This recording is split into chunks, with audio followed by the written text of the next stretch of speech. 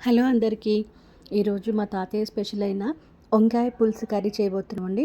మా తాతయ్యకి కర్రీ చాలా ఇష్టం. అప్పట్లో చాలా వండేవారంట మా ఇంట్లో.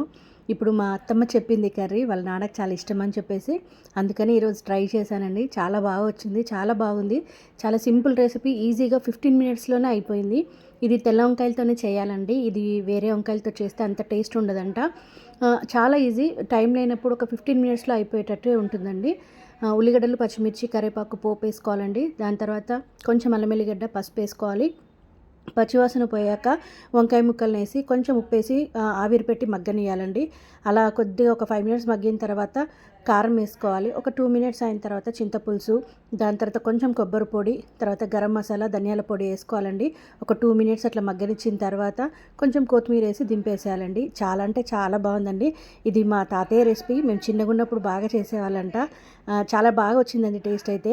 ఇలాంటి వంటకాలు ఇంకా చాలా చాలా చూపిస్తానండి. నన్ను సపోర్ట్ చేయండి ప్లీజ్.